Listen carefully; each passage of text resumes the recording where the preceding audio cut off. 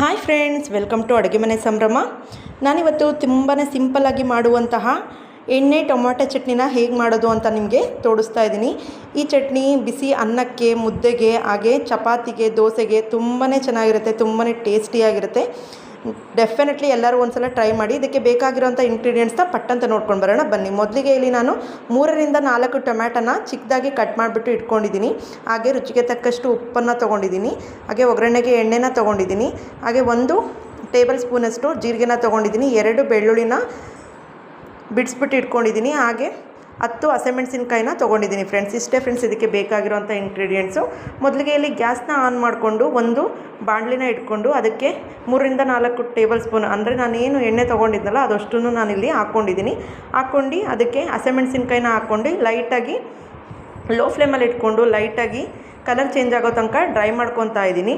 Dry ಮಾಡ್ಕೊಂಡಾದಮೇಲೆ ಏನು ಟೊಮ್ಯಾಟೋನ ಹೆಚ್ಚಿಬಿಟ್ಟು ಇಟ್ಕೊಂಡಿದ್ವಲ್ಲ ಆ ಟೊಮ್ಯಾಟೋನ ಹಾಕ್ಕೊತಾ ಇದ್ದೀನಿ ಫ್ರೆಂಡ್ಸ್.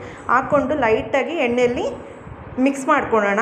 ಮಿಕ್ಸ್ ಮಾಡ್ಕೊಂಡು ಆದಮೇಲೆ ನಾವೇನು ಬೆಳ್ಳುಳ್ಳಿನ ತೊಗೊಂಡಿದ್ವಲ್ಲ ಆ ಬೆಳ್ಳುಳ್ಳಿನ ಆ್ಯಡ್ ಮಾಡ್ತಾ ಇದ್ದೀನಿ. ಬೆಳ್ಳುಳ್ಳಿನ ಆ್ಯಡ್ ಮಾಡಾದಮೇಲೆ ನಾವೇನು ಜೀರಿಗೆ ತೊಗೊಂಡಿದ್ವಲ್ಲ ಫ್ರೆಂಡ್ಸ್, ಹಾಗೆ ಆ ಜೀರಿಗೆ ಸಮೇತ ಇದಕ್ಕೆ ಆ್ಯಡ್ ಮಾಡೋಣ. ಆ್ಯಡ್ ಮಾಡಿಬಿಟ್ಟು ಕ್ಲೀನಾಗಿ ಒಂದು ಮಿಕ್ಸ್ ಕೊಡೋಣ ಫ್ರೆಂಡ್ಸ್.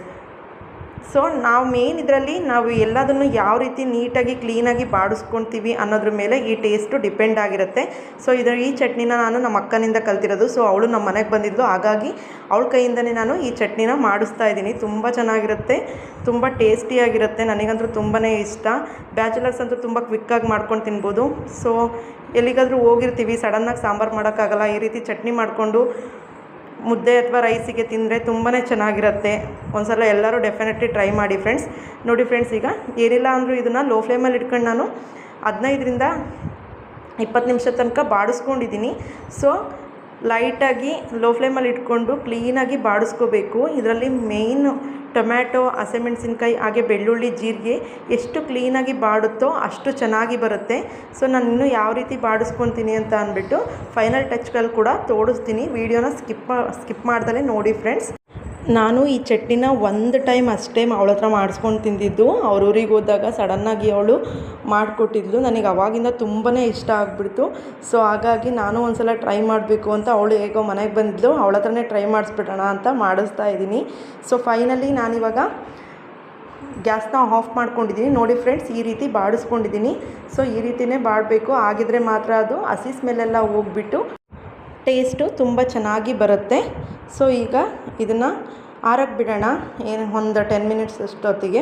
ಅದು ಆರಾದಮೇಲೆ ನಾವು ಈಗ ಒಂದು ಜಾರಿಗೆ ಮಿಕ್ಸಿ ಜಾರನ್ನ ತೊಗೊಂಡು ಏನಿದು ನಾವು ಆರಿಸ್ಕೊಂಡಿದ್ವಲ್ಲ, ಸೊ ಆರಾದಮೇಲೆ ಅದನ್ನು ನಾವೇನು ಡ್ರೈ ಮಾಡ್ಕೊಂಡಿರೋ ಟೊಮ್ಯಾಟೊ, ಬೆಳ್ಳುಳ್ಳಿ ಹಾಗೆ ಹಸಿಮೆಣಸಿನ್ಕಾಯಿ, ಜೀರಿಗೆನ ಹಾಕ್ಕೊಂಡು ಈಗ ರುಚಿಗೆ ತಕ್ಕಷ್ಟು ಉಪ್ಪನ್ನು ಸೇರಿಸ್ಕೊಳ್ಳೋಣ ಫ್ರೆಂಡ್ಸ್.